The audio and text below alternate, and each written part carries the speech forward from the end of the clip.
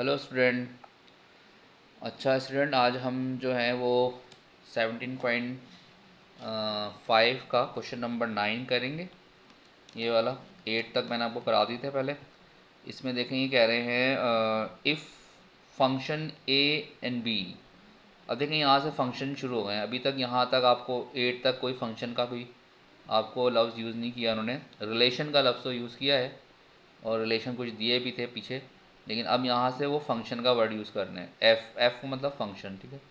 कह रहे हैं कि if function A and B is a function given by F. अब ये फंक्शन के उन्होंने वैल्यूज़ दे दी, यानी फंक्शन के रिलेशन दे दिए 1 5 2 6 3 7 4 8, ठीक है। वेयर ए जो है, यानी ए फंक्शन जो ए है वो 1 2 3 4 पे डिपेंड कर रहा है, और फंक्शन बी जो है वो डिपेंड कर रहा है एन पर। एन मतलब नेचुरल नंबर पर, ठीक है।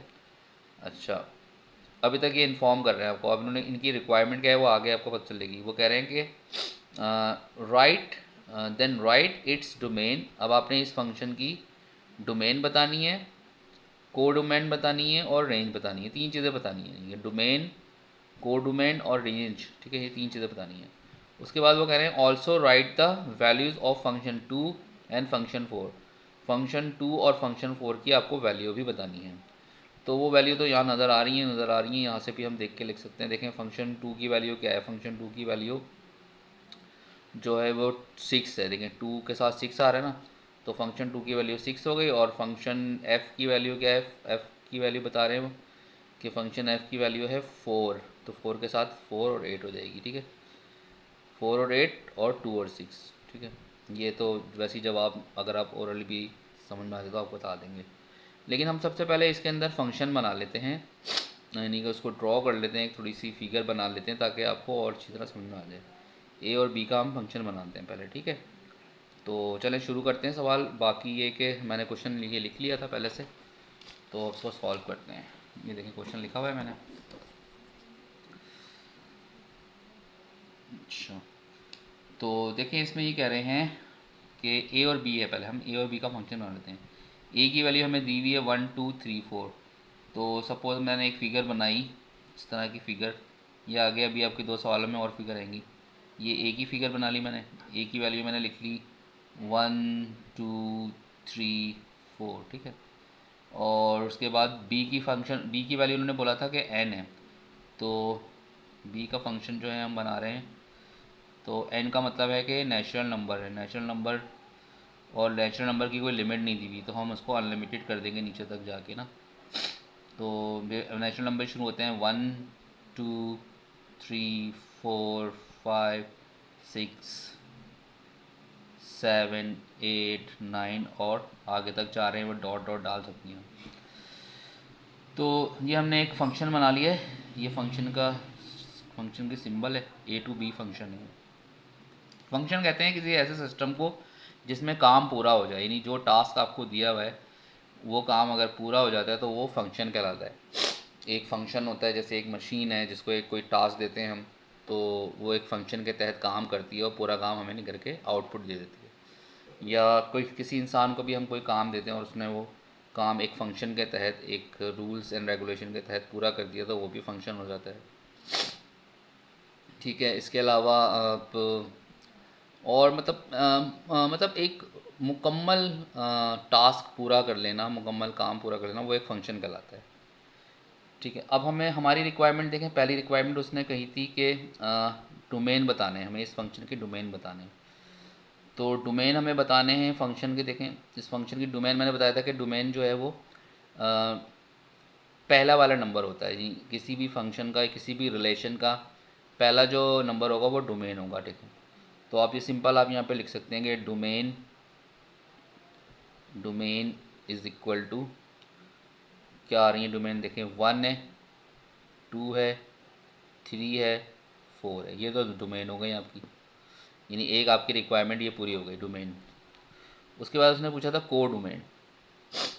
को डोमेन को लिखने के लिए आपने क्या करना होगा कि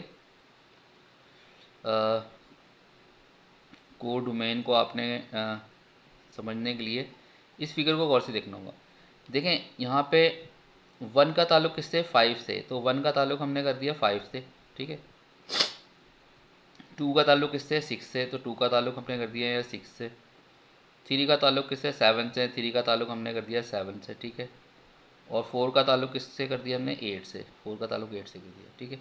बाकी देखें ए के सारे मेंबर जो हैं वो तो अपने काम में मशगूल हैं, यानी वन भी अपना काम कर रहा है, टू भी कर रहा है, थ्री भी कर रहा है, फोर भी कर रहा है, लेकिन बी के जो मेंबर हैं वो कुछ मशगूल हैं और कुछ फ्री हैं। जैसे ये 5 6 7 8 ये तो बिज़ी हैं इनके साथ, लेकिन बाकी ये रह गए।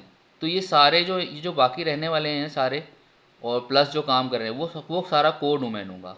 यानी कोर डोमेन का मतलब हम यहाँ पे पूरा 1 2 3 4 5 6 7 8 9 और डॉट डॉट डाल के कर लें, या कोड डोमेन हम सिंपल सा ये लिख दें कि एन की सिंबल बना दें, यानी नेचुरल नंबर। कोड डोमेन जो है वो क्या हो गया, नेचुरल नंबर हो गया। या ये लिख दें नेचुरल नंबर, ये लिख दें, क्योंकि कोड डोमेन में हमने सारे लेने होंगे, जो बिज़ी हैं और जो बिज़ी नहीं है, वो सारे कोड डोमेन होते हैं। और ख़ाली जो डोमेन है वो ये वाले हैं 1 2 3 4, यानी कि 1 2 3 4 ये चारों के चारों ही अपने काम में बिज़ी हैं। तो ये तो खाली डोमेन हो गए। लेकिन कोर डोमेन का मतलब कि जो बिज़ी हैं वो भी और जो बिज़ी नहीं है वो भी, सारे आपके वो डोमेन में आ जाएंगे, कोर डोमेन में आ जाएंगे, ठीक है। तो ये दो आंसर्स हो गए आपके, समझ लें, दो बातों के आंसर हो गए। अब तीसरा उन्होंने पूछा था रेंज। रेंज मैंने आपको बताया था कि रेंज जो है सेकंड वाला होता है, यानी कि 5 6 3 और 4 ये रेंज है। तो यहाँ लिख लें आप, रेंज इज इक्वल टू 5 6 7 और 8, ये आपकी रेंज आ गई, ठीक है। यानी 5 6 और 7 और 8 जो आपके बिजी थे ना इसके अंदर, ये पूरी रेंज है। तो ये इसका जवाब हो गया। अब ये तीन जवाब हमारे पास आ गए, बल्कि चार आ गए, डोमेन, कोर डोमेन और रेंज, तीन आ गए जवाब, ठीक है। अब उसने उसके बाद कहा था also right the value of function 2 और फंक्शन 4, जो कि मैंने आपको ओरल समझाती थी। फंक्शन 4 की और फंक्शन 2 की वैल्यू देखें क्या आ रही है, फंक्शन 2 की 6 आ रही है, तो आप यहाँ लिखेंगे फंक्शन 2 की वैल्यू आ गई 6, और फंक्शन कौन सी पूछी उसने, 4 की, फंक्शन 4 की वैल्यू आ गई 8। ये देखें फंक्शन 4 के साथ 8 है, तो फंक्शन 4 की वैल्यू आ गई 8। तो ये दो जवाब आपके ये आ गए। तो ये आपका पूरा सवाल सॉल्व हो गया है, क्वेश्चन नंबर 9 आपका ये पूरा हो गया है। अब हम क्वेश्चन नंबर 10 करेंगे नेक्स्ट वीडियो में इंशाल्लाह। तब तक के लिए अल्लाह हाफ़िज़।